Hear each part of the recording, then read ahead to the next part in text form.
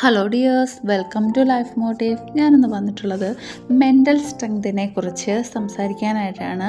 അഥവാ നമ്മളിന്ന് ഡിസ്കസ് ചെയ്യുന്നത് മെൻ്റൽ സ്ട്രെങ്തിനെ കുറിച്ച്, മാനസികമായി ശക്തമാകാനുള്ള കാര്യങ്ങളെക്കുറിച്ചാണ് ഡിസ്കസ് ചെയ്യുന്നത്.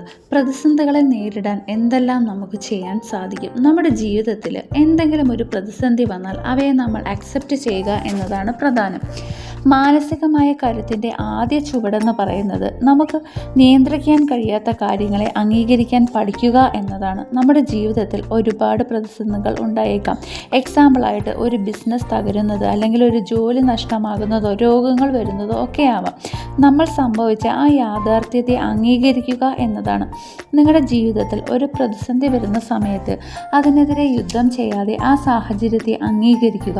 ആ സാഹചര്യത്തെ അംഗീകരിക്കുന്നതോടൊപ്പം നിങ്ങളെ തന്നെ മെച്ചപ്പെടുത്തുന്ന പുതിയ കാര്യങ്ങൾ പഠിക്കാനും കൂടുതൽ ശക്തരാകാനും ഉള്ള അവസരമായിട്ട് ഉപയോഗിക്കുക. ഇതാണ് മാനസിക കരുത്തിലേക്കുള്ള ആദ്യ ചുവടുവെപ്പ്. പ്രതിസന്ധിയെ അംഗീകരിച്ചു കഴിഞ്ഞാൽ പ്രവർത്തിക്കുക. നമുക്ക് നിയന്ത്രിക്കാൻ കഴിയുന്ന കാര്യങ്ങളിലും കഴിയാത്ത കാര്യങ്ങളിലും വേർതിരിച്ച് നമ്മുടെ ഊർജം നിയന്ത്രിക്കാൻ കഴിയുന്ന കാര്യങ്ങളിൽ മാത്രം കേന്ദ്രീകരിക്കുക.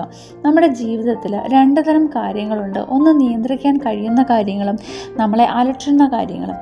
മാനസികമായി ശക്തരായവർ ഏറ്റവും മികച്ച രീതിയിൽ തയ്യാറെടുക്കാൻ ശ്രമിക്കുന്നത് റിസൾട്ടിനെ കുറിച്ച് ചിന്തിക്കാതെ നമുക്ക് ഏറ്റവും ബെസ്റ്റായി എന്ത് ചെയ്യാൻ സാധിക്കും എന്ന് നോക്കുകയാണ്. നമ്മുടെ മാനസിക ഊർജം വളരെ വിലപ്പെട്ടതാണ്. നമുക്ക് നിയന്ത്രിക്കാൻ കഴിയാത്ത കാര്യങ്ങളെക്കുറിച്ച് ഓർത്ത് ആ ഊർജത്തെ ഇല്ലാതാക്കേണ്ടതില്ല. ആ ഊർജത്തെ നമ്മുടെ നിയന്ത്രണത്തിലുള്ള കാര്യത്തിൽ നിക്ഷേപിക്കുക. അപ്പോൾ നമുക്ക് വളരാൻ സാധിക്കുന്നു.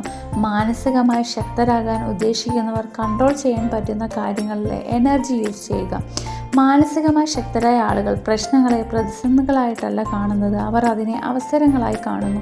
വളരാനും പഠിക്കാനും മെച്ചപ്പെടാനും അവർ അവരുടെ ജീവിതകഥയിലെ മോശം അധ്യായങ്ങളെ ഒരു വലിയ തിരിച്ചുവരവിൻ്റെ തുടക്കമായി മാറ്റി എഴുതുന്നു. നമ്മളെ തളർത്തുന്ന കഥകളെ മാറ്റി എഴുതുക. ജീവിതത്തിലെ നമ്മുടെ കാഴ്ചപ്പാടുകളെ മാറ്റുക. പ്രതിസന്ധികൾക്കിടയിലും ഒരു ഫീനിക്സ് പക്ഷിയെപ്പോലെ പറന്നുയരുക. നമ്മൾ പ്രതിസന്ധികളെ അംഗീകരിക്കാൻ പഠിക്കുക. മാനസികമായ കരുത്തെന്നത് നമ്മുടെ ചിന്തകളിൽ മാത്രം ഒതുങ്ങുന്ന ഒന്നല്ല. മോശം സിറ്റുവേഷനിൽ കൂടി കടന്നു പോകുന്ന സമയത്ത് നെഗറ്റീവായിട്ടുള്ള ചിന്തകളെ വിട്ടുകളയുക എന്നതാണ്. ഇമോഷണലി സ്റ്റേബിൾ ആവാനായിട്ട് നമ്മുടെ ഒറ്റയ്ക്കുള്ള കാര്യങ്ങൾ ചെയ്യുക എന്നതാണ്. നമ്മൾ സ്വന്തമായിട്ട് ഡിസൈഡ് ചെയ്യുക, അതുപോലെ തന്നെ സ്വന്തമായിട്ട് കാര്യങ്ങൾ ചെയ്യുക. ആ ഒരു കാര്യത്തെ മാനേജ് ചെയ്യാൻ പഠിക്കുക എന്നതാണ്. അതുപോലെ നമ്മുടെ ലൈഫുമായിട്ട് മറ്റുള്ളവരെ കമ്പയർ ചെയ്യാതിരിക്കുക, ഓവർ തിങ്ക് ചെയ്യാതിരിക്കുക എന്നതാണ്. നമ്മുടെ ലൈഫും അവരുടെ ലൈഫും വ്യത്യസ്തമായിരിക്കാം. നമ്മൾ നേരിട്ട, നമ്മൾ അനുഭവിച്ച സിറ്റുവേഷൻസിലൂടെ അല്ലായിരിക്കാം അവർ കടന്നു പോയിട്ടുണ്ടാവുക. അപ്പോൾ നമ്മുടെ ലൈഫിലും അവരുടെ ലൈഫിലും വ്യത്യസ്തത ഉണ്ടാവാം. ഓരോ ഇൻഡിവിജ്വലും ഓരോ സിറ്റുവേഷനിലൂടെയാണ് കടന്നു പോയിട്ടുണ്ടാവുക. അപ്പം അത് മനസ്സിലാക്കി പെരുമാറുക എന്നതാണ്. ഓവർ തിങ്ക് ചെയ്യാതിരിക്കുക.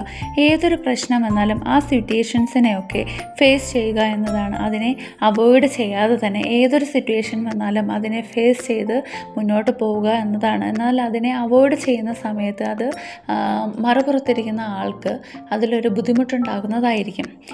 അപ്പം ഇത്രയും കാര്യങ്ങളൊക്കെ ശ്രദ്ധിച്ചാൽ നമുക്ക് മെൻ്റലി സ്ട്രോങ് ആവാൻ സാധിക്കുന്നതാണ്. നമ്മുടെ മെൻ്റൽ സ്ട്രെങ്തിനെ കുറിച്ചാണ് നമ്മൾ ഡിസ്കസ് ചെയ്തത്.